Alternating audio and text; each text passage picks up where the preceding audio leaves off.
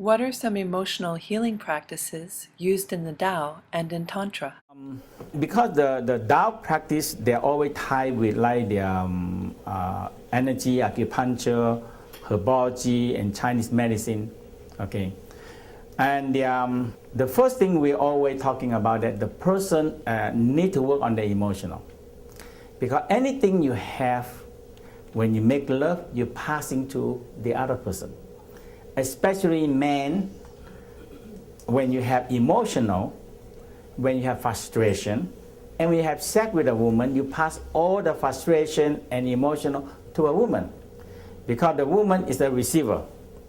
Okay, so that doesn't mean the man is always ejaculation in the woman, and that's it. You know, all the time the ejaculation, and that's it. You have baby, you take care of it, and they don't even see you. You know, okay, you just raise the baby and you go. You know, so men become release the emotional. And also if women have emotional, also passing to men. So we will start with the Microcosmic Orbit and the seeking side inner smile to make sure that the person know how to handle the emotional, because sexual energy can multiply anything. If you have love, it multiplies more love. If you have hatred, it multiplies more hatred, like fire. So you put the fire in the house, it burns the whole house and burns the whole town because fire. Or you put the fire in control, it cooks your food and it warms your house. So that's how the emotional part is so important part, that people need to really get work on the emotional outbursts.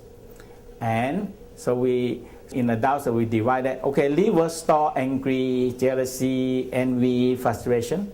And the hatred in the heart, and impatience has in the store in the heart. So you recognize the emotional first, and you go in and you work with the emotional, get rid of it. And you restore back like the kindness, generosity, more store in the liver. Men get fear. So in the Tao saying, don't frighten your man when you make love, you know? Okay? When you frighten the man, the kidney energy come out is water, so the penis go up, and you make your man afraid. You know, come up anymore. You know, don't frighten your man. Okay? And don't make the woman fear. Okay? You know, I spent years becoming a yogi and learning to control my emotions. I am not the emotions, I am not the body, I am not the mind. Om hotel, om hotel. And I got good at controlling emotions. Every man needs to. It's part of his journey and initiation to become a man, that we don't let our feelings show us. We're told from the point we're 5 or so, be big, don't be afraid, take care of this, be a man. And we have to learn to do that, especially in New York, or you get your ass kicked. But eventually we become a man, and we discover that all our lives, since we were 5, we started breathing emotional Novocaine. And we don't fully feel, and it's rare that a man feels deeply emotionally loved by the woman who loves him. And so the last initiation in manhood is for the man to be able to reawaken his emotional body and offer it to his woman. It's the necessary component to having great harmony with a woman. It's not how hard your erection is. That's not the most important thing for the woman to feel loved and connected, is it, women? It'd be nice if he had an erection, but an erection without heart connection and intimacy, it can lose its flavor pretty quickly. And so we must, as women, learn the skills of how to reawaken a man's heart, to soften where he's had to harden, to open where he's closed down. You don't wish that goddess will come down and make that happen.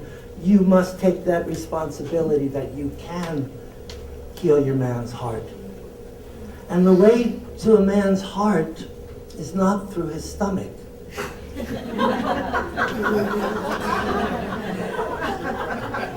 If your mother told you that, she missed it by a chakra.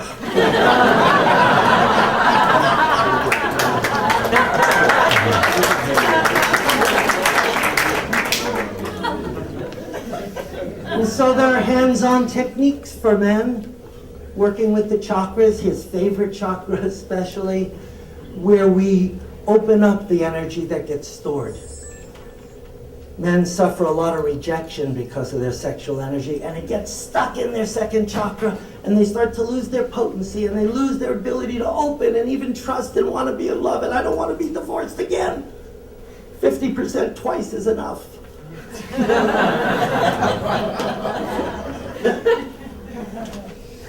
And so we have keys for each other's locks, and locks for each other's keys. And in relationship, you can act as teammates.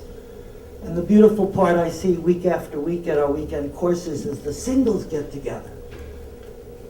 And after learning some of these hands-on skills, the singles decide, let's do this. But at our seminars, it's always Sadie Hawkins Day. The women choose the men. The men sit there, I will be in service to Goddess tonight. In whatever form she comes, I will serve. It's not about my chemistry and I want you, I'll serve tonight. I tell them they can clear up some of their karma. Can we get about 90% of the women deciding after they learn all this and they're trained, yeah, I'm going to choose someone. They don't always choose the cutest guy. He's not always the best giver.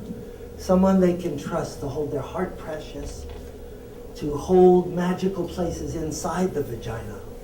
Yes, it's good to know about the clitoris, but the energetic access point to the female psyche is inside in an area called Yoni Nadi, which some 31 years ago I started calling the sacred spot.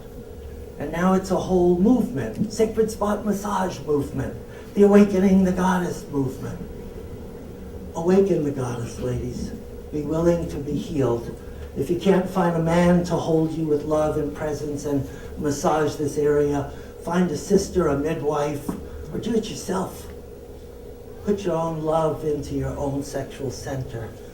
Banish from it guilt and fear and shame and all of the other stuff that's part of our psyche is just laden with. Awaken that chakra. It has vast consciousness, and the pleasure's a good thing.